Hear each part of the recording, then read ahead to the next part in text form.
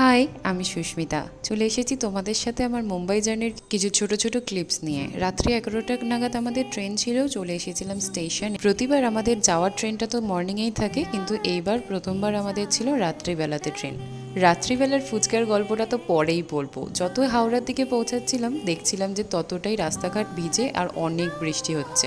ভোরবেলা ঘুম থেকে উঠে এতটাই মাথা ব্যথা করছিল যে সকাল সকাল আবারও আমি চা নিয়ে নিয়েছি, এতটাই চা প্রেমী আমি।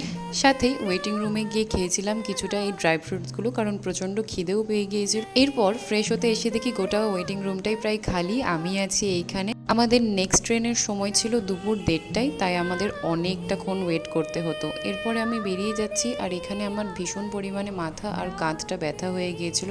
সেই দিন ব্রেকফাস্টে খেয়েছিলাম পরোটা আর সাথে আলু ফুলকপির সবজি।